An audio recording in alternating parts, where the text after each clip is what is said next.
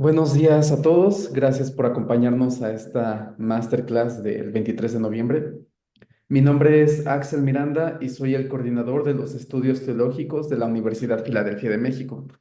Nosotros nos encontramos en Jalapa, Veracruz, y tenemos ya 31 años impartiendo clases de tipo superior. No solamente tenemos la licenciatura en Teología Bíblica, de la cual les hablaré en un momentito más, sino que también contamos con otras 12 licenciaturas, tenemos 3 maestrías. Eh, Dentro de nuestra visión es generar en los profesionistas un interés en el conocimiento de Dios, de tal manera que puedan recibirlo y seguirle en humildad. Así que, bueno, dando un poquito de quiénes somos nosotros, quisiera también comentarles sobre esta licenciatura en Teología Bíblica, la cual es de 3 años. Es bastante peculiar porque cuenta con un registro de validez oficial de estudios ante la SEP. Esto quiere decir que una vez que estudies con nosotros vas a tener una cédula profesional y un título como cualquier licenciatura que nosotros conocemos. Es de 3 años, es en línea, iniciamos en marzo 2025. Si bien falta todavía un par de meses, la verdad es que solemos dejar todo a la mera hora. Así que aquellos que estén interesados en más información sobre cualquiera de nuestros programas, les voy a dejar nuestro contacto para que podamos seguir platicando de ello y no tomarle tiempo al hermano Luis. En cuanto a otro tipo de programas, también ofrecemos diplomados, que son los que pueden ver del lado derecho. Actualmente contamos con 5 y todos ellos se van a abrir el siguiente año. Por ejemplo, está Teología Sistemática Básica, que de básica no tiene absolutamente nada. Simplemente le pusimos así porque, no sé, si a ustedes se les ocurre otro nombre, háganoslo saber también en los comentarios. Pero abarca prolegómenos, teología trinitaria y bibliología. Luego se encuentra teología sistemática intermedia, que incluye amartiología, la doctrina del pecado, angelología, soteriología, eclesiología y antropología. También tiene esta materia. Tenemos introducción a los idiomas bíblicos, que cuenta con hebreo, griego y latín, filosofía cristiana y estudios apocalípticos. Entonces, todos estos programas que les estoy comentando son en línea. Los diplomados pueden llegar a durar entre 5 a 6 meses, dependiendo también de las vacaciones que se vayan a presentar, pero pues les animamos a que puedan estudiar alguno de estos programas con nosotros. Y ya entrando un poco en materia, pues hoy vamos a tener una masterclass muy interesante, incómoda, diría yo, incómoda cuando sabemos de qué áreas estamos flaqueando. Así que el título de esta masterclass es El impacto de los cristianos pasivos en la iglesia local. Si es tu primera vez con nosotros en una masterclass en vivo, regularmente le damos al ponente de 30 a 40 minutos donde nos explicará más sobre este tema. Después tendremos un tiempo de 10 a 20 minutos de preguntas y respuestas. Aquellos que llenaron un formulario también tenía un apartado de preguntas, así que seleccionamos aquellas que son más constantes para que nuestro hermano Luis nos pueda apoyar a darle una respuesta. Y también para quienes no conocen al hermano Luis Bermúdez, bueno, pues es un hermanito que se encuentra en Monterrey, ¿verdad? Oh, perdón, es que como ahorita explicaré por qué tenemos esta parte de, de, de este micrófono muteado. Pero bueno, ahorita me corriges, hermano. Entre tanto, pues está estudiando la licenciatura en teología en el Seminario Bautista Confesional del Ecuador. Actualmente, quienes ya tienen, por ahí lo están siguiendo por YouTube o por Facebook, tiene un ministerio llamado Nueva Generación para Cristo. No he tenido el privilegio de ver todos los videos, son muchísimos, pero me encanta lo que haces, me gusta cómo abarcas distintos temas. También veo que haces estudios expositivos, has estado con romanos, todos romanos. De repente también, al igual que nosotros, tomamos un tema en particular, lo explicamos. Y también está como ministro de la palabra en el área juvenil en su iglesia, que es Nueva Generación. Hermano, para mí es un gusto tenerte aquí con nosotros y antes de poder comenzar, tanto te voy a dar te voy a habilitar el audio, como voy a comenzar con una oración y después con una pequeña lectura de un libro que se me hace muy interesante y muy puntual para este momento. Perfecto, hermano. Señor, nos presentamos delante de ti para darte las gracias por este tiempo, por estos medios que nos permites tener para seguirnos capacitando en tu obra. Y Señor, tú sabes que al ser llamados hijos tuyos por los méritos de Cristo, esto no nos exime de exponer tu palabra, no solamente a las personas que no son creyentes, sino principalmente a los santos de tu iglesia, cómo nos comportamos con ellos, cómo les ayudamos. Y la pregunta hoy, Señor, es si nosotros, con los dones que nos has dado, con el tiempo que nos permites tener, ya sea el domingo o entre semana, estamos siendo útiles, Señor, para tu iglesia. ¿Te agrada la manera en la cual nosotros estamos utilizando los dones que nos has brindado? Señor, trae claridad, utiliza a mi hermano Luis, permite que su voz pueda expresar aquello que tú también tienes para nosotros en esta mañana. En el nombre de Jesús. Amén. Y bueno, sobre el libro que estoy leyendo se llama El cuerpo de Cristo, es de Sugel Mitchell. No sé si algunos de ustedes ya han tenido la oportunidad de leerlo, pero quisiera compartirles unas palabras que él menciona. Yo creo que son muy ad hoc a lo que estamos por comentar. La iglesia es la ayuda idónea del Cordero, a través de la cual Él les está extendiendo su dominio en el mundo, no por medio de la espada, sino procreando hijos espirituales por el poder de su Espíritu Santo, actuando a través de su palabra. Nosotros somos las manos, los pies y la boca de Cristo en el mundo. Aparte de su iglesia, Cristo no tiene otra ayuda idónea para llevar a cabo su obra. Adelante, hermano.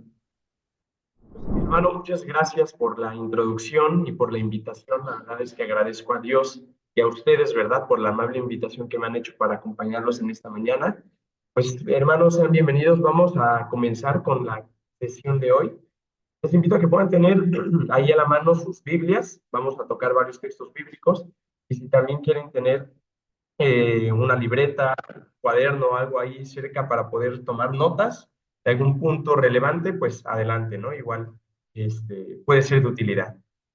Como dijo mi hermano, hoy vamos a hablar acerca de el impacto del cristianismo pasivo dentro de la iglesia. Y antes de poder empezar a hablar un poco del contexto del por qué estamos hablando hoy de esto, quiero que leamos el texto sobre el cual va a estar fundamentado toda la sesión de hoy y que nos va a ayudar a poder entender todo lo que hoy quiero poder transmitirles con el favor y la gracia de Dios. Pensando un poco en lo que hoy íbamos a hablar, Dios me llevaba a 1 Corintios capítulo 15, versículo 58. Y sé que es un solo versículo, pero van a ver ahorita cómo este solo versículo nos va a dar para toda la sesión. Entonces, dice la palabra de Dios en 1 Corintios capítulo 15, versículo 58. Dice, así que, hermanos míos amados, estad firmes y constantes.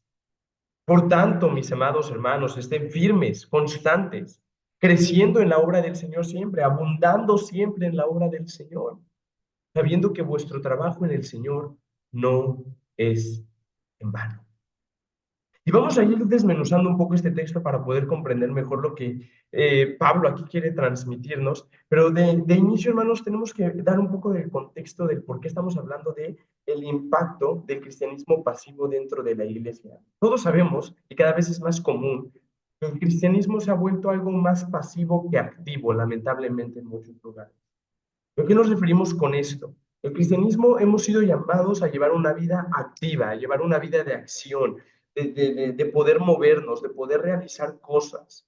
Y no estamos hablando de una obra meritoria para la salvación, estamos hablando de poder hacer cosas para el ministerio, de poder hacer cosas para la labor de Dios, de poder hacer cosas para el evangelismo, para el crecimiento espiritual, para la edificación de la iglesia. Pero cada vez más, el cristianismo del siglo XXI es un cristianismo más cómodo, más mediocre, más acomodado, más conformista.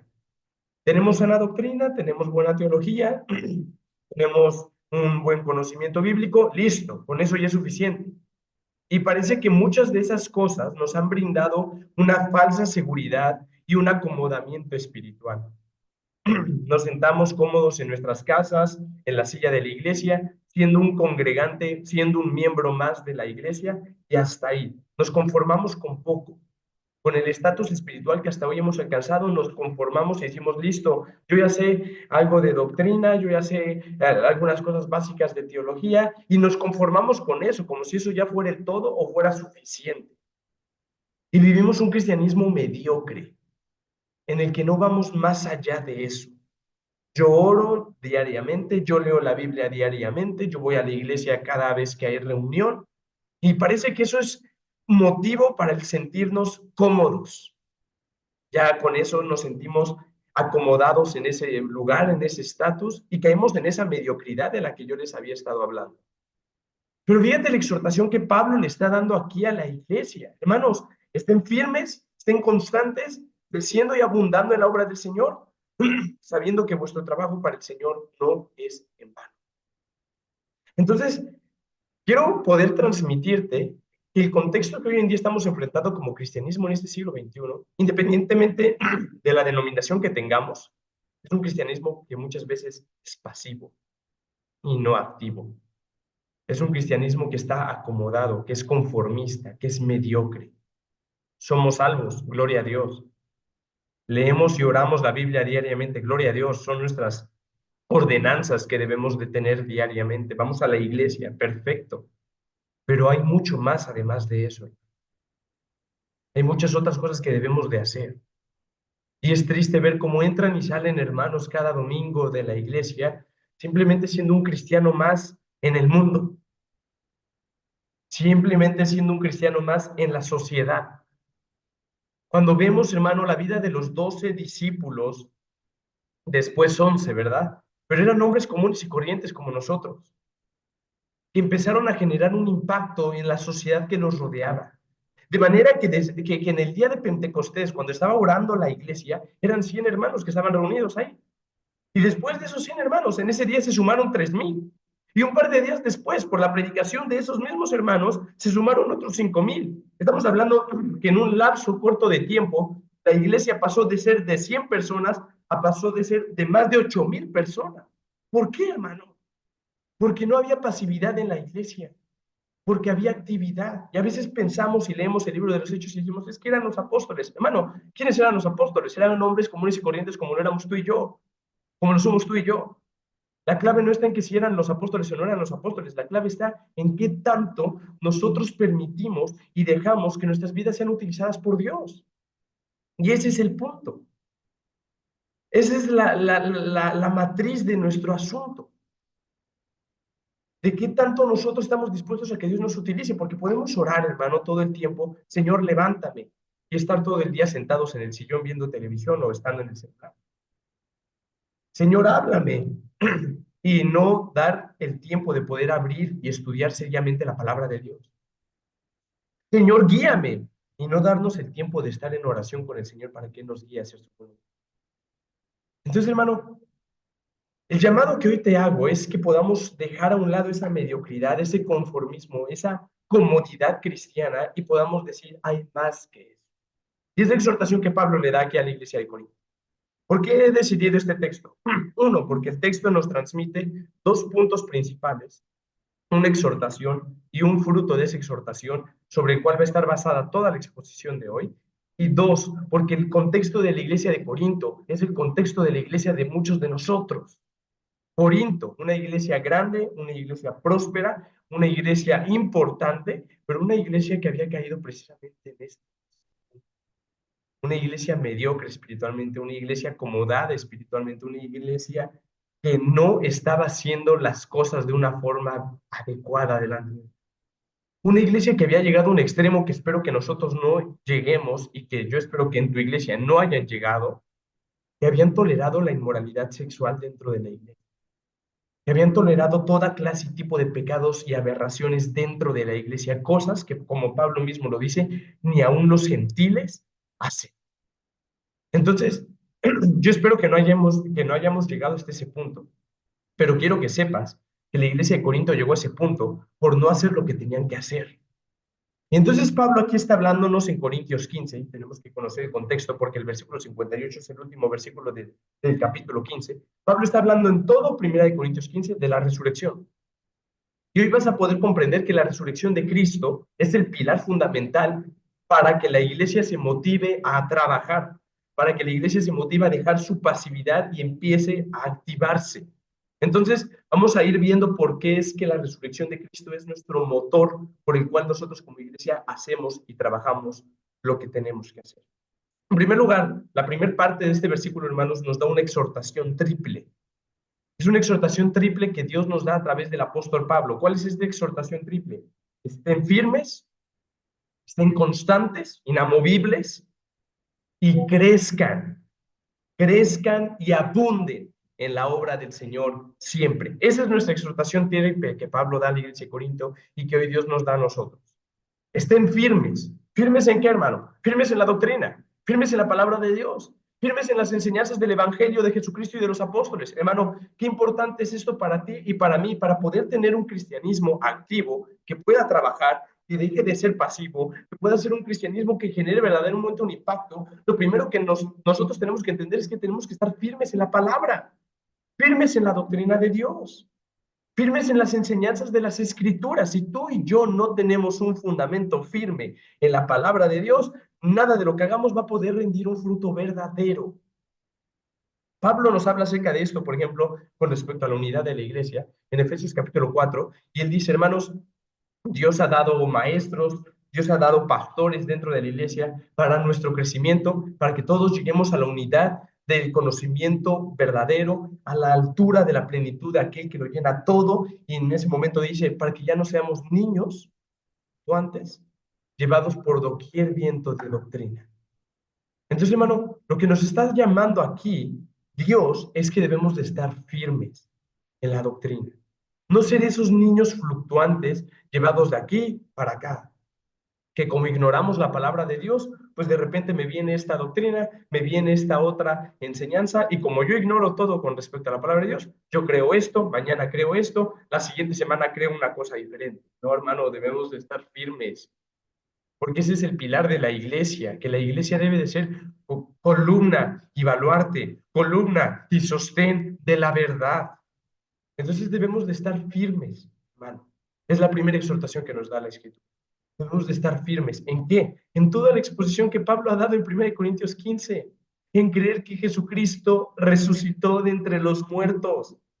Debemos de estar firmes en esa creencia, en esa doctrina, en la doctrina bíblica, en la enseñanza que nos da la Escritura. Tanto Jesucristo como el Evangelio que los apóstoles siguieron predicando, debemos de estar firmes en eso. No dejarnos mover de ahí. Debemos de tener una firmeza real, hermano, en la palabra de Dios. No ser como el pueblo de Israel. Dos males, dice el profeta Jeremías, dos males. Dice Jeremías, Dios a través de Jeremías, dos males hizo mi pueblo.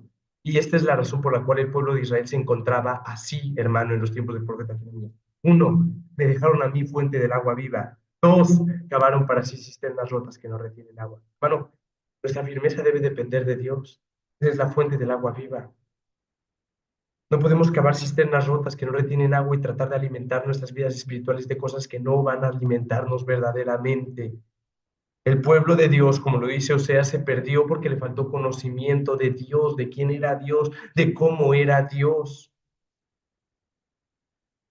Entonces podemos recordar una vez más la exhortación de Dios a través de Jeremías: parémonos en el camino, preguntemos por la senda antigua, andemos en ella y hallaremos descanso para nuestras almas. Hermanos, debemos de estar firmes en la palabra de Dios, firmes en la doctrina. Pero inmediatamente da un sinónimo o algo igual similar a lo que nos está dando, que es la segunda parte de nuestra exhortación triple, ¿no? Es constantes, inamovibles, ¿no? Debemos de ser constantes en nuestro caminar. ¿A qué me refiero a esto?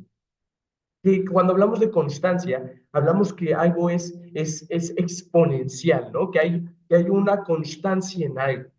Cuando algo es inconstante es que de repente puede estar aquí, y de repente puede estar acá, y de repente puede estar por acá, y de repente por acá. Entonces, hermano, no puede ser así nuestra vida cristiana. Nuestra vida cristiana, para que pueda ser una vida cristiana que genere impacto, una vida cristiana activa, debe ser una vida cristiana constante. en la que vayamos de menos a más, de forma exponencial, subiendo. Es lo que Dios todo el tiempo exhorta en su palabra. Por ejemplo, antes de terminar Apocalipsis, dice Dios, ¿no? Por medio de Juan, Apocalipsis 22, el que sea santo, santifíquese todavía. No dice, ya tienes un nivel de santidad, entonces ya quédate ahí de una forma lineal. No, no, no. Crece en santidad, mantente constante en ese crecimiento. Mantente constante en poder mantenerte inamovible en lo que ya has aprendido. Es lo que Pablo le exhorta a Timoteo. Timoteo, en 2 Timoteo, perdón, capítulo 3, dice Timoteo, persiste en lo que has aprendido y te persuadiste, sabiendo que las escrituras te pueden hacer sabio para salvación. Toda la escritura es inspirada por Dios y útil para enseñar, redarguir, corregir, instruir en justicia, a fin de que el hombre perfecto de Dios enteramente preparado para toda buena obra. Hermano, Pablo dice a Timoteo, mantente, persevera en lo que has aprendido, mantente constante, hermano, en la palabra de Dios, en la doctrina, en la enseñanza de Jesucristo, en la enseñanza apostólica, en la enseñanza que tenemos en las Escrituras. Mantengámonos firmes en eso, inamovibles en eso. Pero finalmente Pablo menciona la tercera exhortación, que es básicamente la que más impacto va a producir en la enseñanza que hoy tenemos en este momento. Dice, crece, abunda en la obra del Señor siempre. Crece y abunda en la obra del Señor siempre.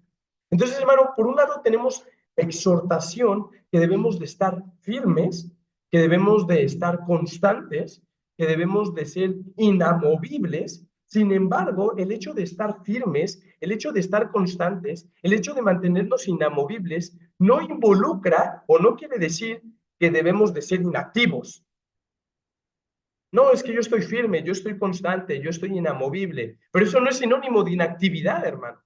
Eso no es sinónimo de no hacer nada.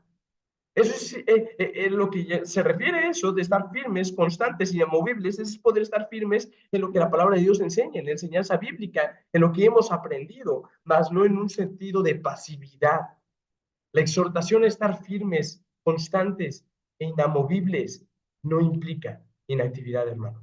Por el contrario, entendiendo aquí el contexto de los corintios, hermano, los corintios debían estar completamente activos en la obra del Señor.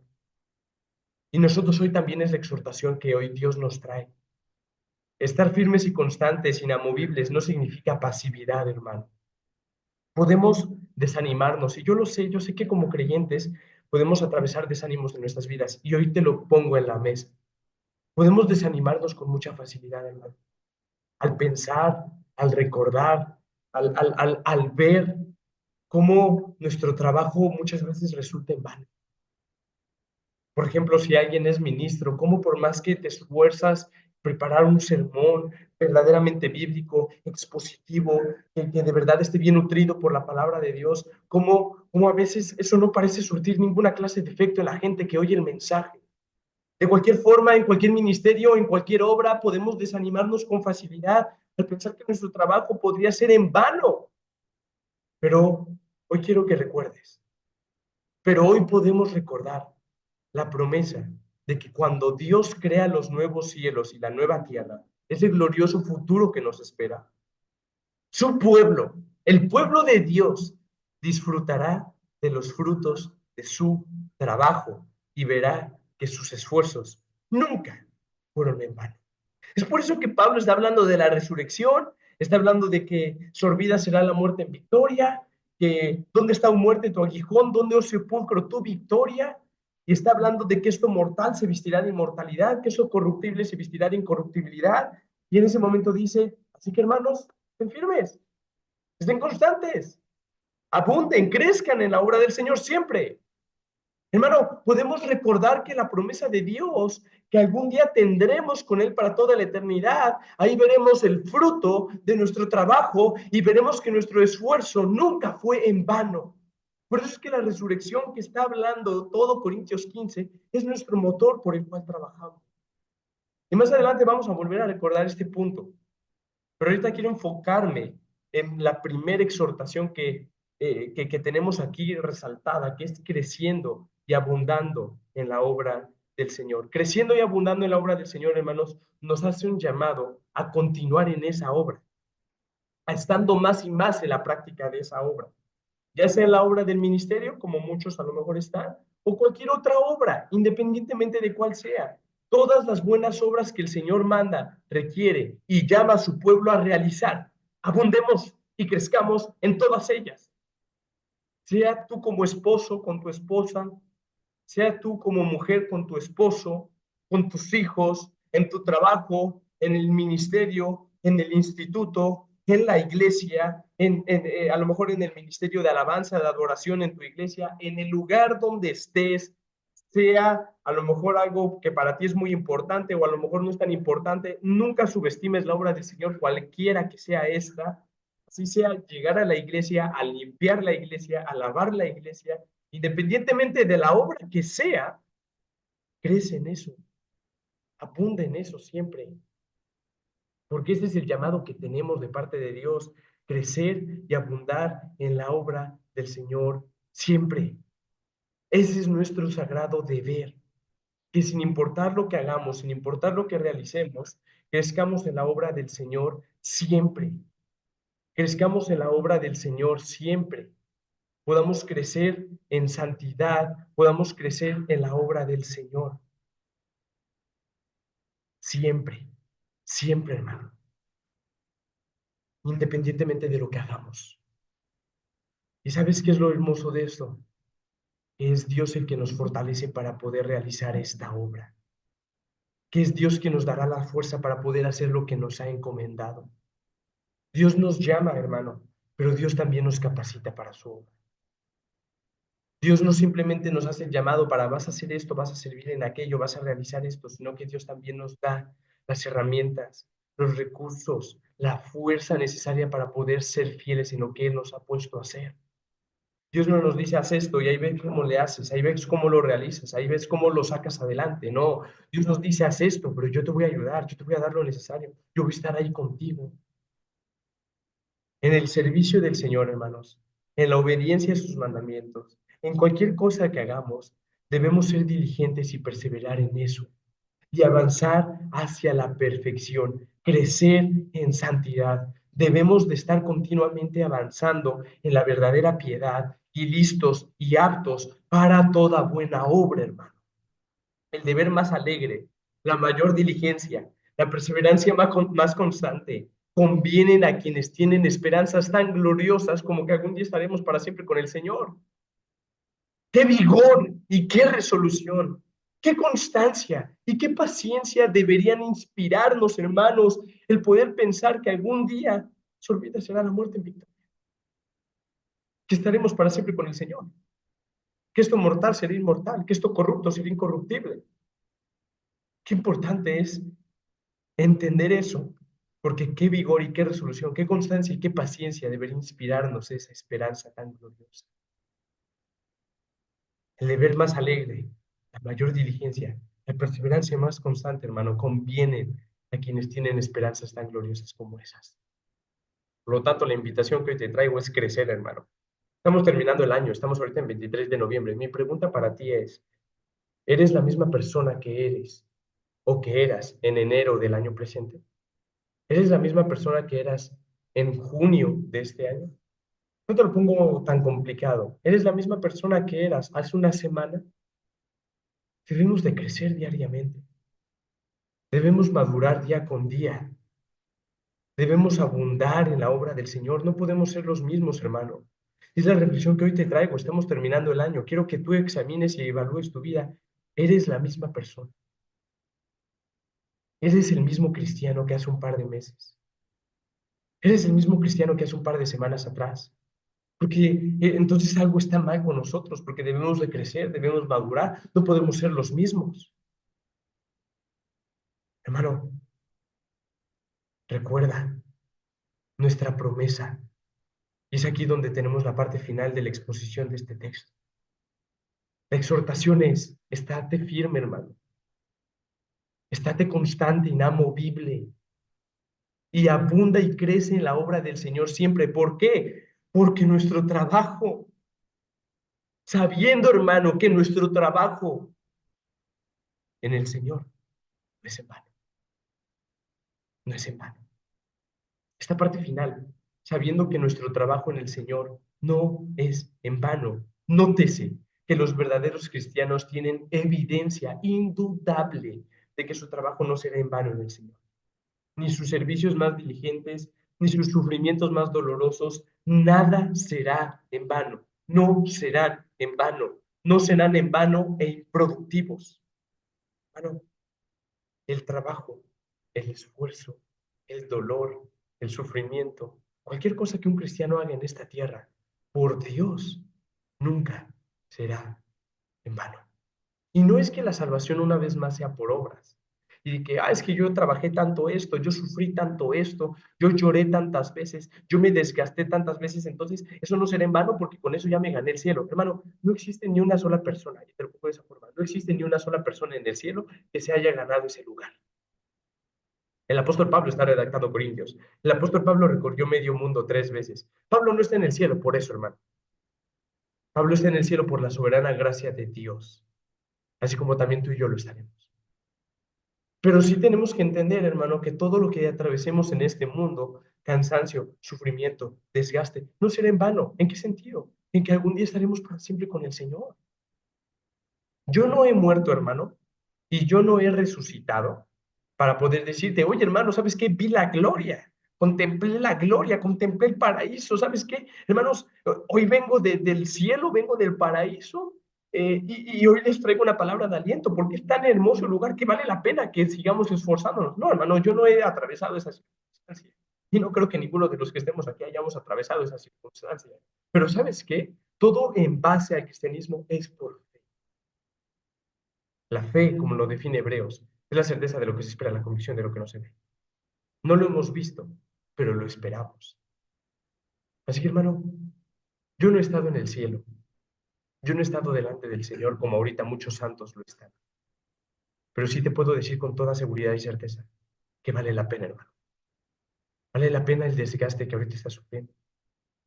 Vale la pena las burlas, el menosprecio, el cansancio, el agotamiento, el esfuerzo, las lágrimas, el sufrimiento que has atravesado en estas semanas. Vale la pena, hermano. Vale la pena, hermano, porque algún día estaremos para siempre con el Señor y todo dolor, todo sufrimiento, toda enfermedad, todo cansancio, todo agotamiento que hayas atravesado en esta tierra parecerá como nada. Quiero que te imagines esas bellas palabras. Pasa, buen siervo y fiel. Hermano, ahí todo habrá valido la pena, porque estaremos para siempre con el Señor. Cobra ánimo, hermano, ten aliento, crece en la obra del Señor, abunde en ella, porque no será vano. Nótese, hermano, que el trabajo de los cristianos nunca será, no será un trabajo perdido. Y quiero que me acompañes ahorita al libro de Hebreos, capítulo 6, versículo 10, para poder reafirmar un poco este punto que estamos tocando ahorita en este momento. Dice Hebreos capítulo 10, en el versículo 6. En holocaustos y sacrificios por el pecado. Eh, no, perdón, capítulo 6, versículo 10. Yo estaba en el capítulo 10, versículo 6, perdón. Capítulo 6, versículo 10, dice, porque Dios no es injusto, porque Dios no es injusto como para olvidarse de la obra de ustedes y del amor que han mostrado hacia su nombre, habiendo servido y servido aún. Dios no es injusto, hermano, para olvidar todo lo que hagamos.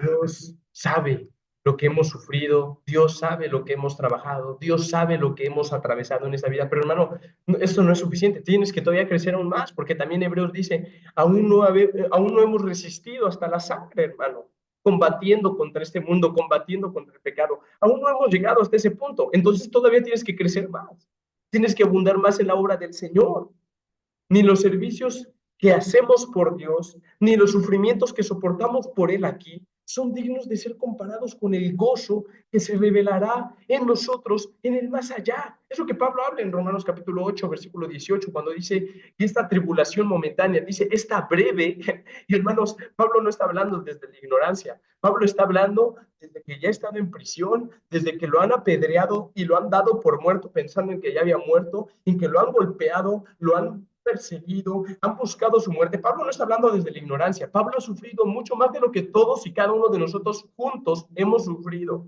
Y Pablo está diciendo, hermanos, esta breve tribulación momentánea produce en nosotros cada vez más excelente peso de gloria. Ni los servicios que hacemos por Dios, ni los sufrimientos que soportamos aquí son dignos de ser comparados con el gozo que se revelará en nosotros con el Señor. Si servimos a Dios ahora, lo veremos en el más allá. Si sufrimos por Él en la tierra, reinaremos con Él en el cielo. Si morimos por su causa, resucitaremos de entre los muertos, seremos coronados de gloria, honor e inmortalidad y heredaremos la vida. Hermano, la esperanza de la resurrección hace que todos los esfuerzos y sacrificios en la obra del Señor valgan la pena. Así que una vez más, tienes que crecer en la obra del Señor, tienes que abundar en la obra del Señor, un ministerio, una obra, una labor que no crece, que no abunda, que no va aumentando. Hermano, no es digna del Dios que nos ha llamado a esa obra. Ninguna obra hecha en su nombre de Dios es desperdiciada a la luz de la gloria y la recompensa eterna. Entonces, ¿qué es lo que te traigo hoy a mención aquí? Dios sabe lo que te ha dado y Dios sabe que nos ha dado mucho más de lo que merecemos tener. Tenemos a nuestro alrededor, hermano, tantos recursos, institutos bíblicos, seminarios, recursos tan buenos en Internet. Tenemos la Biblia y la tenemos completa y si quieres puedes comprarte una Biblia de estudio. Tenemos libros de todos los puritanos, tenemos libros de los reformadores, tenemos libros de todo lo que podamos tener. Tenemos tantos recursos a nuestro alcance, hermano. Mi pregunta es, ¿qué estás haciendo con todo eso? ¿Qué estás haciendo con todo lo que Dios te ha dado? Porque la ordenanza que Dios le dio a los discípulos y Jesucristo les encargó es, de gracia recibiste, dad de gracia. Todo lo que has recibido ha sido por gracia de Dios, hermano. Ahora mi pregunta es, ¿estás dándolo de gracia? De gracia hemos recibido, tenemos que dar de gracia también, hermano. Hermano, ¿qué estás haciendo con todo lo que tienes en tus manos, a tu alcance? ¿Qué estás haciendo con eso? Porque la clave está, hermano, en poder entender esa parábola, y hoy te la traigo a mención, de los talentos. ¿Cuántos talentos te ha dado Dios? ¿Te ha dado 5? ¿Te ha dado 4? ¿Te ha dado 3? ¿Te ha dado 2? ¿Te ha dado 1? ¿Qué es lo que estás haciendo con eso? No seas negligente, hermano, y vayas y cabes un hoyo en la tierra y digas, bueno, Dios me ha dado esto, pues lo voy a guardar aquí para que cuando llegue el día de que me reúna con Él, le entregue lo que es suyo. No, hermano, no podemos pensar de esa forma tan mediocre. Agarra lo que Dios te ha dado, ve, inviértelo, inviértelo sabiamente y multiplica eso. Toma lo que Dios te ha dado y crece en eso. Abunda en eso, hermano. Crece y abunda en eso. Dice Pablo en 1 Corintios 9, que todos los que corren el estadio a la verdad corren, pero solo uno se lleva el premio. Hermano, corre de tal forma que obtengas el premio. Hermano, los deportistas de alto rendimiento de este mundo, llámese lo que quieras, si es un futbolista, un jugador de americano, ¿no? Ahorita que está la temporada de americano, o un atleta olímpico, o sea, se abstienen de muchas cosas, hermano, para poder llegar a ese nivel, para poder llegar a ese rendimiento, para poder llegar a ese estatus deportivo. Hermanos, ellos se abstienen de tantas cosas para tener una foto con una medalla de oro mordiéndola. ¿Cuánto más tú y yo nos vamos a esforzar? No debemos de esforzar para poder obtener una corona incorruptible de gloria con el Señor. Hermano, de verdad, tenemos que entender esto. Y algo con lo que quiero que te vayas es que siempre recuerdes que somos siervos del Señor. Siempre recuerda esto, hermano, y que nunca se te olvide. Y quiero que veamos este último texto, que es Colosenses. Colosenses capítulo 3, versículos del 22 al 24. Fíjate, Pablo está dando algunas instrucciones prácticas con respecto a los padres, a los esposos, a las esposas, y aquí habla de los siervos. Vaya, recordemos que en los tiempos bíblicos del apóstol Pablo existía la esclavitud. Pero yo quiero que lo interpretemos, hermano, y que lo entendamos, porque podemos decir, la esclavitud hoy en día en México no existe, ¿no? Pero, hermano, recordemos que tú y yo somos esclavos de Cristo, somos siervos de Cristo. Entonces recuerda esto cuando leamos aquí 22 al 24 del capítulo 3 de Colosenses. Dice, siervos, obedezcan en todo a sus amos en la tierra, no para ser vistos como los que quieren agradar a los hombres, sino con sinceridad de corazón temiendo al Señor. Todo lo que hagan, háganlo de corazón, como para el Señor y no para los hombres, sabiendo que del Señor recibirán la recompensa de herencia. Es a Cristo el Señor a quien sirve. Hermano, cuando sirvas a Dios y cuando crezcas y abundes en la obra del Señor, que es el llamado que hoy Dios trae a nuestras vidas, que crezcamos y abundemos en la obra del Señor siempre, recuerda siempre hacer esto, no como para agradar al ojo humano, no para ser visto por los ojos humanos, para que me vean los hermanos, para que me vea el pastor, para que me vea la iglesia, para que me vean mis vecinos, para que me vea mi familia. No, hermano, esa sería una motivación equivocada, hermano. Puedes estar haciendo las cosas correctas por los motivos correctos, por los motivos incorrectos. Se trata de que estés haciendo las cosas correctas por las razones correctas, hermano. No para ser visto por los ojos humanos, no para ser visto por los ojos del hombre, no para agradar al ojo humano, sino como para agradar al Señor. Y todo lo que hagas, hazlo de corazón, como para el Señor y no como para los hombres. Si vas a lavar el piso de la iglesia, si vas a pararte en un púlpito a predicar, si vas a salir a la calle a predicar el evangelio, sea lo que hagas, hazlo como para el Señor, de corazón, hermano, y no como para agradar. Hazlo todo de corazón, sabiendo que del Señor recibiremos la recompensa, hermano, y no de ningún hombre.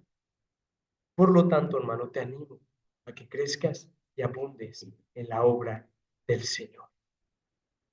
Y a lo mejor puedes hoy pensar que tú no sabes hacer nada o que tú no tienes ninguna habilidad, que tú no tienes, vaya, ningún llamado. Mira, hermano, cuando Dios ve un corazón dispuesto a servirle, Dios nos pone a servirle donde a Él le place. Y no pienses que todo el llamado de cristiano es, el ministerio, ser pastor, listo, eso es lo que tengo que hacer. No, hermano, no todo el mundo ha sido llamado a ser pastor. No todo el mundo ha sido llamado a ser ministro. Y está bien. Y eso no tiene nada de malo. El hecho de que seas o no seas pastor, eso no implica aquí nada. No es un justificante, es que no soy pastor, entonces no puedo servir a Dios en la obra. Hermano, hay tantas otras muchas cosas que hacer. A la verdad, la mies es mucho y los obreros pocos. Rogar al Señor que envíe obreros a su mies a trabajar. Hermano, recuerda algo muy importante.